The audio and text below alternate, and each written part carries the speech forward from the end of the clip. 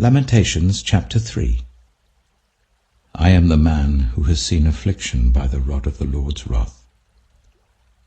He has driven me away and made me walk in darkness rather than light.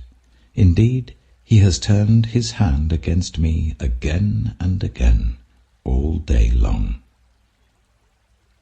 He has made my skin and my flesh grow old, and has broken my bones. He has besieged me and surrounded me with bitterness and hardship. He has made me dwell in darkness like those long dead. He has walled me in so that I cannot escape. He has weighed me down with chains. Even when I call out or cry for help, he shuts out my prayer.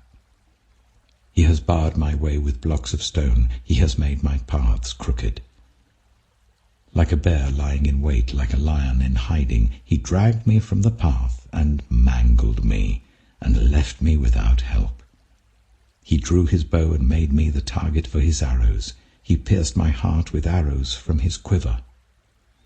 I became the laughingstock of all my people. They mock me in song all day long. He has filled me with bitter herbs and given me gall to drink. He has broken my teeth with gravel. He has trampled me in the dust. I have been deprived of peace. I have forgotten what prosperity is. So I say, my splendor is gone, and all that I had hoped from the Lord. I remember my affliction and my wandering, the bitterness and the gall. I well remember them, and my soul is downcast within me. Yet this I call to mind, and therefore I have hope. Because of the Lord's great love, we are not consumed, for his compassions never fail. They are new every morning. Great is your faithfulness. I say to myself, the Lord is my portion, therefore I will wait for him. The Lord is good to those whose hope is in him, to the one who seeks him. It is good to wait quietly for the salvation of the Lord. It is good for a man to bear the yoke while he is young. Let him sit alone in silence, for the Lord has laid it on him. Let him bury his face in the dust. There may yet be hope. Let him offer his cheek to one who would strike him, and let him be filled with disgrace. For no one is cast off by the Lord forever. Though he brings grief, he will show compassion. So great is his unfailing love. For he does not willingly bring affliction or grief to anyone. To crush underfoot all prisoners in the land, to deny people their rights before the Most High, to deprive them of justice. Would not the Lord see such things? Who can speak and have it happen if the Lord has not decreed it? Is it not from the mouth of the Most High that both calamities and good things come?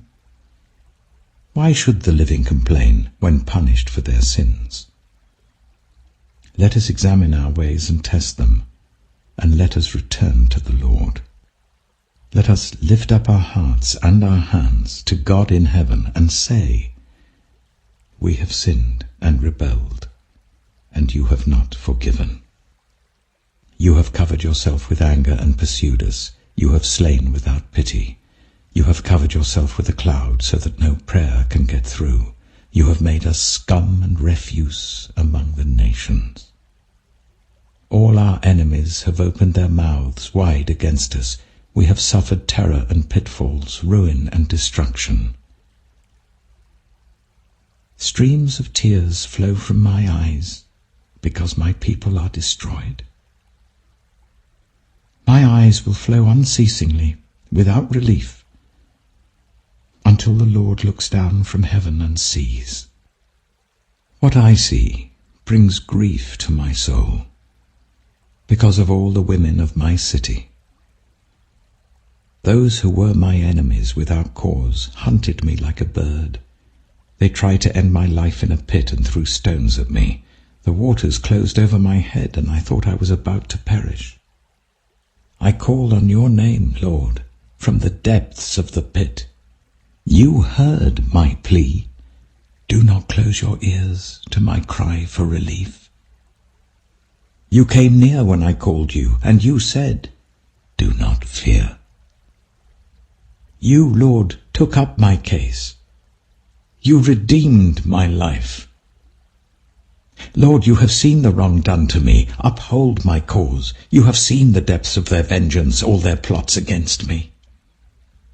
Lord, you have heard their insults, all their plots against me, what my enemies whisper and mutter against me all day long. Look at them.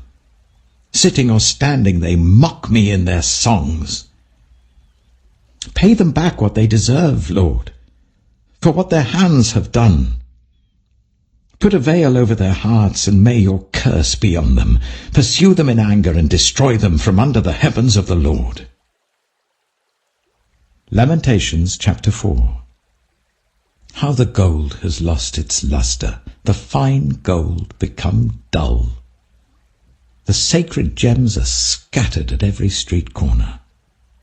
How the precious children of Zion, once worth their weight in gold, are now considered as pots of clay, the work of a potter's hands. Even jackals offer their breasts to nurse their young. But my people have become heartless like ostriches in the desert. Because of thirst, the infant's tongue sticks to the roof of its mouth. The children beg for bread, but no one gives it to them. Those who once ate delicacies are destitute in the streets. Those brought up in royal purple now lie on ash heaps. The punishment of my people is greater than that of Sodom, which was overthrown in a moment without a hand turned to help her. Their princes were brighter than snow and whiter than milk, their bodies more ruddy than rubies, their appearance like lapis lazuli. But now they are blacker than soot. They are not recognized in the streets. Their skin has shriveled on their bones. It has become as dry as a stick. Those killed by the sword are better off than those who die of famine. Racked with hunger, they waste away for lack of food from the field. With their own hands, compassionate women have cooked their own children, who became their food when my people were destroyed. The Lord has given full vent to his wrath. He has poured out his fierce anger. He kindled a fire in Zion that consumed her foundations. The kings of the earth did not believe, nor did any of the peoples of the world, that enemies and foes could enter the gates of Jerusalem. But it happened because of the sins of her prophets and the iniquities of her priests, who shed within her the blood of the righteous. Now they grope through the streets as if they were blind. They are so defiled with blood that no one dares to touch their garments. Go away, you are unclean, people cry to them. Away, away, don't touch us. When they flee and wander about, people among the nations say, they can stay here no longer. The Lord himself has scattered them. He no longer watches over them. The priests are shown no honor, the elders no favor. Moreover, our eyes failed, looking in vain for help. From our towers we watched for a nation that could not save us. People stalked us at every step, so we could not walk in our streets. Our end was near, our days were numbered, for our end had come. Our pursuers were swifter than eagles in the sky. They chased us over the mountains and lay in wait for us in the desert. The Lord's anointed, our very life breath, was caught in their traps. We thought that under his shadow we would live among the nations. Rejoice and be glad, daughter Edom, you who live in the land of Uz. But to you also the cup will be passed. You will be drunk and stripped naked. Your punishment will end, daughter Zion. He will not prolong your exile. But he will punish your sin, daughter Edom, and expose your wickedness. Lamentations chapter 5. Remember, Lord, what has happened to us. Look and see our disgrace. Our inheritance has been turned over to strangers, our homes to foreigners. We have become fatherless, our mothers are widows. We must buy the water we drink. Our wood can be had only at a price. Those who pursue us are at our heels. We are weary and find no rest. We submitted to Egypt and Assyria to get enough bread. Our ancestors sinned and are no more, and we bear their punishment. Slaves rule over us, and there is no one to free us from their hands. We get our bread at the risk of our lives because of the sword in the desert.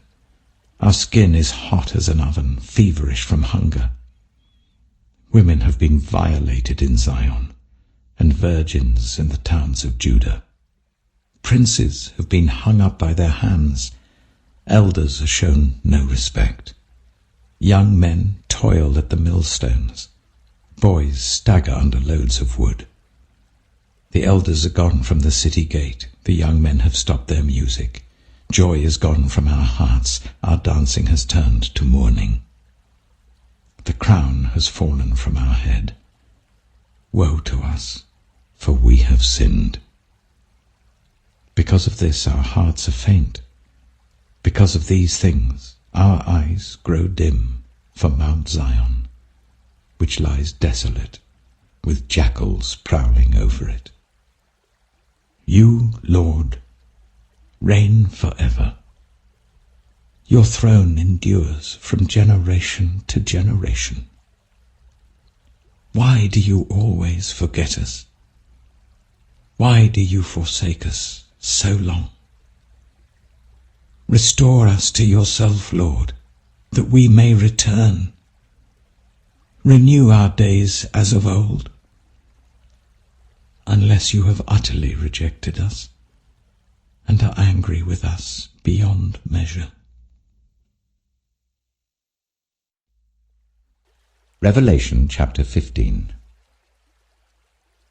I saw in heaven another great and marvelous sign. 7 angels with the 7 last plagues. Last, because with them God's wrath is completed. And I saw what looked like a sea of glass, glowing with fire, and standing beside the sea, those who had been victorious over the beast and its image and over the number of its name. They held harps given them by God, and sang the song of God's servant Moses and of the Lamb. Great and marvelous are your deeds, Lord God Almighty. Just and true are your ways, King of the nations. Who will not fear you, Lord, and bring glory to your name? For you alone are holy.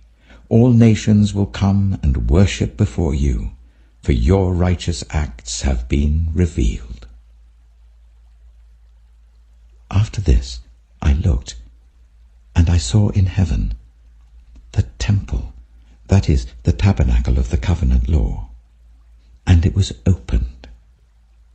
Out of the temple came the 7 angels with the 7 plagues.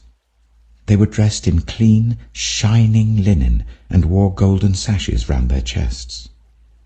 Then one of the 4 living creatures gave to the 7 angels 7 golden bowls filled with the wrath of God who lives for ever and ever. And the temple was filled with smoke from the glory of God and from his power. And no one could enter the temple until the 7 plagues of the 7 angels were completed.